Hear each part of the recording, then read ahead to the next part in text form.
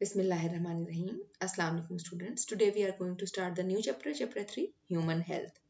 These are the learning outcomes. ये chapter पढ़ने के बाद आपको ये सब कुछ आना चाहिए.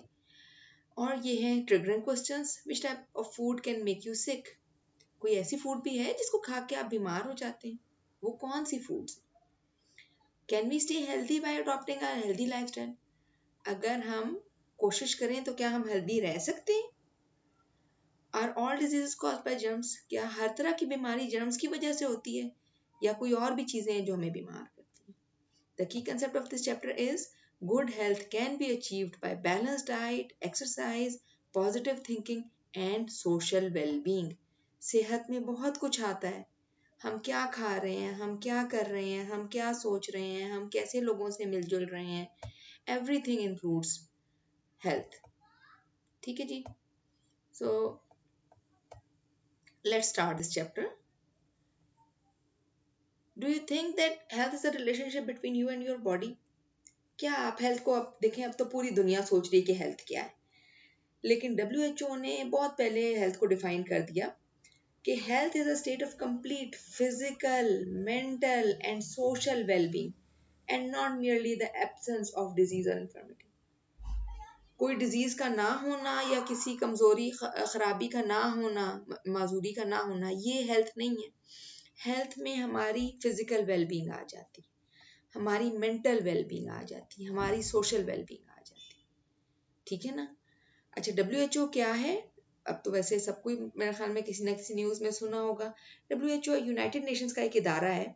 It is a specialised agency जो कि इंटरनेशनल पब्लिक हेल्थ के साथ कंसर्न है, और ये 1948 से इस्टेब्लिश्ड है. और पूरी दुनिया में जो हेल्थ और हेल्थ से रिलेटेड इश्यूज हैं उसमें WHO का बड़ा इंपॉर्टेंट रोल होता है. Okay, so to decrease the risk of disease and attain physical well-being, ये बड़ा ज़रूरी है कि हम क्या फॉलो करें? Healthy lifestyle. फिजिकल हेल्थ अच्छी होना और वेलबींग जो अच्छा बेहतर होना, इससे क्या फ़ायदा होता है? एक तो हमें इंजरीज कम से कम होती हैं, हेल्थ इश्यूज कम से कम होते हैं. अभी भी शायद आपको कोरोना की वजह से पता हो कि जिनकी हेल्थ अच्छी है, जिनका इम्यून सिस्टम स्ट्रांग है, वो आसानी से बहुत सारे हेल्थ प्रॉब्लम से बच जाएंगे या गुजर जाएंगे. ठीक है ना. ठीक है, कुछ चीज़ें ऐसी हो सकती हैं जो सबके लिए हार्मफुल हो, लेकिन good health is a blessing of Allah, सबसे पहली बात. So it is important to understand कि हमारी बॉडी जो है वो उसके डिफरेंट कॉम्प्लिकेटेड सिस्टम्स हैं, और फिजिकल और मेंटल फिटनेस जो है वो बड़ा ज़रूरी है इन सिस्टम्स के फंक्शन करने के. आपने क्लास 6 में पढ़ा था कि ह्यूमन बॉडी में 11 सिस्टम्स हैं, और वो 11 सिस्टम्स बड़े मुश्किल मुश्किल काम कर रहे हैं, और जब तक वो गुड कोऑर्डिनेशन में काम नहीं करेंगे तो हमारी हेल्थ ठीक नहीं होगी.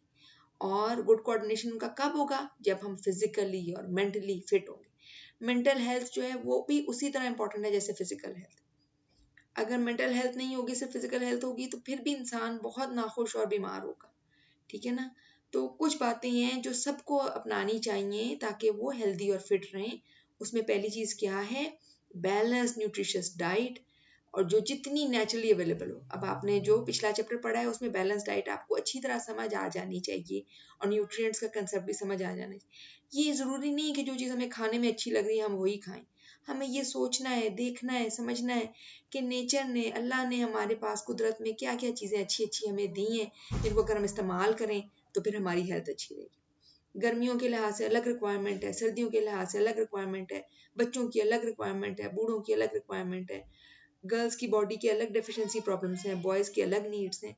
तो अपनी हेल्थ और अपनी कंडीशन के लिहाज से न्यूट्रिशियस और बैलेंस डाइट लेना बड़ा ज़रूरी है. और ये भी कि वो नेचुरल सोर्सेस हो. दवाइयाँ खा के मल्टीविटामिन की और समझना कि हम बहुत अच्छे हेल्थ को कर रहे हैं, that's not a good option. वो कहीं ना कोई प्रॉब्लम करती. दवाई इलाज है, दवाई सेहत नहीं है. ठीक है ना. सो रेगुलर एक्सरसाइज बहुत ज़रूरी चीज़ है. जितना मर्जी अच्छा खा लें, अगर एक्सरसाइज नहीं करेंगे तो वो आपके जिस्म का हिस्सा ही नहीं बनेगा. दूध पी लें, कैल्शियम नहीं डिपॉजिट होगा बोन्स में जब तक कि आप एक्सरसाइज ना करें. तो रेगुलर एक्सरसाइज, रोज आधा घंटा अच्छी एक्सरसाइज करना कि पसीना निकल आए गर्मी सर्दी दोनों मौसम में, वो बड़ा ज़रूरी होता है. हार्ट बीट रेट बढ़ जाए, सांस फूल जाए, ये होता है रेगुलर एक्सरसाइज. घर के काम करना उस तरह एक्सरसाइज नहीं होता, क्योंकि उसमें हमारा ब्रीदिंग रेट और हार्ट रेट बहुत ज़्यादा नहीं बढ़ता। हाँ, एक्टिविटी होती है, वो उसको भी नहीं कहा जा सकता। अम्मी की हेल्प ज़रूर कराएं मुश्किल कामों में, ख़ास तौर पे मतलब सफाई करवाएं, कपड़े धुलवाएं, बर्तन धो दें, इसमें भी आपकी एक्सरसाइज होगी, वो ज़ीरो नहीं है। लेकिन उसके अलावा आधा घंटा निकाल के ज़रूर एक्सरसाइज करें फ्री माइंड के साथ, वो आपको रिलैक्स भी करेगा, आपकी बॉडी को स्ट्रॉन्ग भी करेगा। ठीक है, एडिक्वेट रेस्ट, टाइम पे सोएं, टाइम पे जागें। स्लीप साइकिल को डिस्टर्ब करना अपने आप को, अपनी सेहत को बुरी तरह डिस्ट्रॉय करना होता है।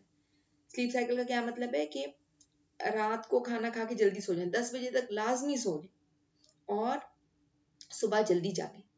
कोशिश करें कि फजर के बाद जागे रहें, नहीं तो अगर नहीं फिर भी 7-8 बजे, मतलब जो आपके स्कूल के टाइमिंग्स है ना, छुट्टियां होने का या घर पे रहने का मतलब ये नहीं है कि आप उल्लू बन जाए, सारी रात जागें, सारा दिन सोएं, ये आपकी सेहत के लिए नहीं अच्छा, इससे आपकी हेल्थ बुरी तरह मुतासर होती है।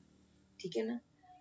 अवॉइड हेल्थ रिस्क, मतलब कोई इन्फेक्शन आप तक ना पहुंचे, जैसे अभी हम कोरोना के पेंडेमिक से गुजर रहे हैं, तो जो जो एहतियातें हैं, मास्क पहनना, सोशल डिस्टेंसिंग करना, घरों में रहना, क्राउडेड जगहों पे ना जाना, वो काम करें जिससे आप इन्फेक्शन से बच सकते हैं। स्मोकिंग एक बड़ा हेल्थ रिस्क है, बहुत डैमेजिंग है रेस्पिरेटरी सिस्टम में, अगर आप उसके लिहाज से देखें सुने, अभी इस चैप्टर में भी हम डिस्कस करेंगे। एडिक्टिव सब्सटेंसेस, किसी चीज़ की तरह का नशा, ये सारी चीज़ें आपके ब्रेन को, बॉडी को बहुत नुकसान पहुंचाती हैं। सेहत अल्लाह की बहुत बड़ी नेमत है, उसको नेमत समझें और उसको संभाल के रखें। अवॉइड स्ट्रेस, स्ट्रेस क्या है? परेशान होते रहना। मतलब इसकी एक बड़ी अच्छी मिसाल है कि अगर आप एक गिलास पानी उठा लें, अगर आपने 1 मिनट पकड़े रखा है तो आपका, अगर एक गिलास पानी आप पकड़े रखें 10 सेकेंड के लिए, तो क्या होगा? कुछ भी नहीं होगा। वही गिलास पानी का आप 10 मिनट पकड़े रखें तो आपका बाजू दुखना शुरू हो जाएगा। वही गिलास पानी का अगर आप 10 घंटे पकड़ी रखें तो आपका बाजू हो सकता है बहुत बुरी तरह डैमेज हो जाए। हालांकि वो पानी का गिलास का वजन तो उतना ही है, लेकिन टाइम से फर्क पड़े कि वो परेशानी जो छोटी है, थोड़े टाइम के लिए है, उसको थोड़ा समझें, उसको देर तक अपने सहन पे सवार ना रखें। ये उसी तरह है जैसे आपके बाजू के मसल्स बहुत बुरी तरह डैमेज हो जाएंगे, थक जाएंगे, अगर आप पानी का ग्लास 10 घंटे उठाए रखें। स्ट्रेस के बारे में ये एक आसान सी चीज है जिसको समझें कि वो चीज अगर आप उस चीजों के लिए परेशान हो जो अहम है, गैर अहम चीजों के लिए हम बहुत परेशान रहते हैं। यानी कि इसको समझने के लिए क्या मिसाल है कि अगर कोई बात आपको 5 साल बाद याद रहेगी, अगर आप किसी वजह से परेशान है, लेट सपोज आपको किसी ने कुछ कह दिया, आपको बुरा लग रहा है कि क्यों उसने मुझे ऐसे कहा, या कोई चीज गुम गई है, आपको अफसोस हो रहा है कि ये चीज मेरी गुम गई है, कुछ टूट गया है तो आप सोच रहे हैं ये क्यों टूट गया है वगैरह, ठीक है ना।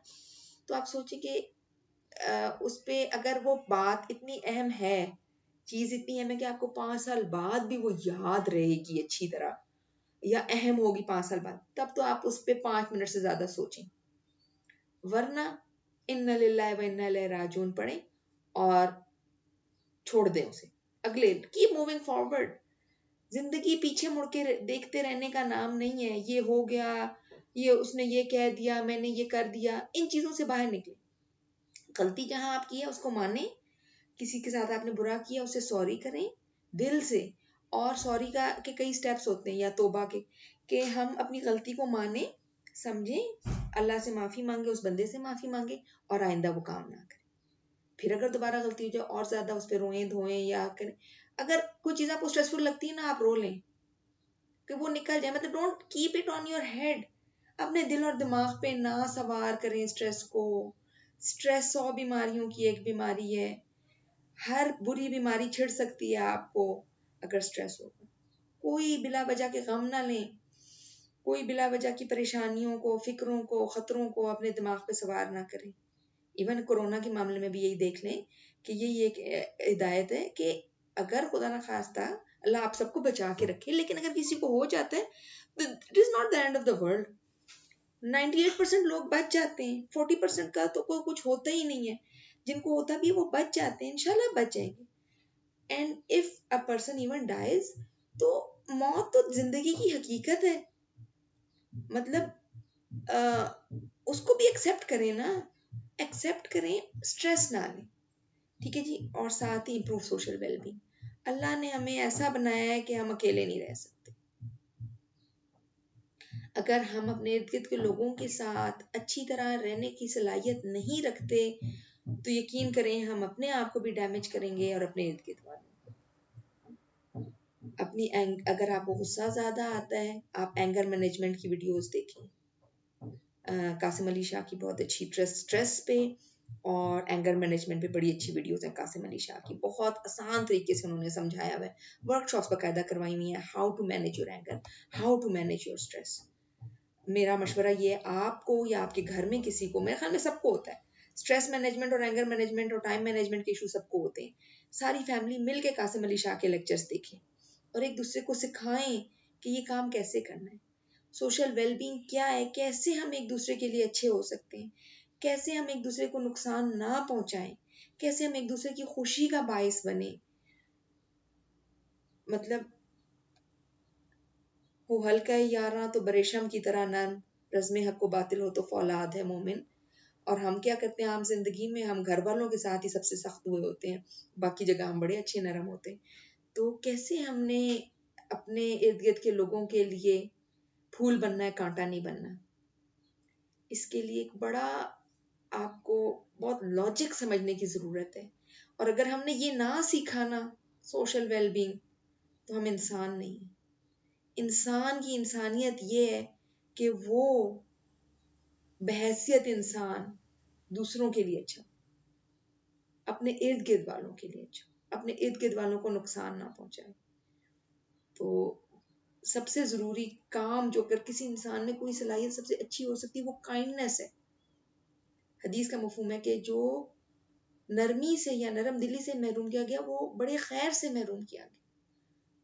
तो बहुत सी हदीसें, अल्लाह के अहकाम, कुरान, सब कुछ, मतलब कितने फायदे हैं हमारे सोशली अच्छा होने के और कितने नुकसानात हैं हमारे सोशली बुरा होने के।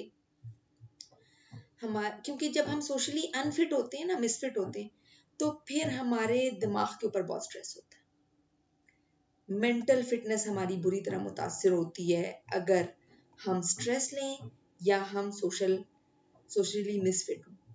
तो इन चीजों को छोटे से ही रोकना शुरू करें। अभी आपकी आदतें बन रही हैं, आप अच्छे, अल्लाह ने आपको बहुत अच्छा बनाया है फॉर वन थिंग। अब आप अच्छे ग्रो हो सकते हैं अगर आप सोचना समझना शुरू करें कि हमने किस बात पे स्ट्रेस लेना है, किस बात पे स्ट्रेस नहीं लेना, कैसे हमने एंगर को मैनेज करना है, टाइम को मैनेज करना है, कामों को मैनेज करना है, परेशानियों को मैनेज करना है और अच्छे इंसान बनना है अपने लिए, अपने इर्द गिर्द वालों के लिए। काइंड बनना है, फॉरगिविंग बनना है, स्माइल करना है, खुश रहना है, अपने माँ बाप से मोहब्बत करनी है, अपने बहन भाइयों के साथ प्यार का, शफकत का बर्ताव रखना है, बड़ों की इज्जत करनी है, छोटों के साथ प्यार का बर्ताव रखना है, सबकी मदद करनी जिस हद तक हो सकती है। ठीक है ना। तो ये बहुत बड़े टारगेट है, ये सारी जिंदगी के टारगेट है। ये जो 6 टारगेट है ना, ये सारी जिंदगी के टारगेट है और इनको अपनी सारी जिंदगी का टारगेट बना लें, इंशाल्लाह इंशाल्लाह हमारी, देखें, क्वालिटी ऑफ लाइफ हमारे इख्तियार में किसी हद तक। क्वांटिटी ऑफ लाइफ अल्लाह ने डिटरमिन की हुई है, कितने दिन, कितने साल, कितने महीने हमने जिंदा रहना ये अल्लाह को पता है, वो तय है, वो आगे पीछे नहीं होना। लेकिन क्वांटिटी तो डिटरमिन्ड है, क्वालिटी अभी डिटरमिन होनी है कि वो साल हमने कैसे गुजारने, कितने फायदेमंद अपने लिए, दूसरों के लिए। खैर कसीर बनना है, टारगेट अपना रखें, खैर कसीर बने। आपकी वजह से आपको, आपके घर वालों को, आपके दोस्तों को, आपके जानने वालों को, आपके ना जानने वालों को, सबको फायदा पहुंचे। ये टारगेट बनाए अपनी जिंदगी का। खुशी, सुकून, इत्मीनान, वसत, रिज्क, बरकत खुद ही आएगा। ठीक है ना।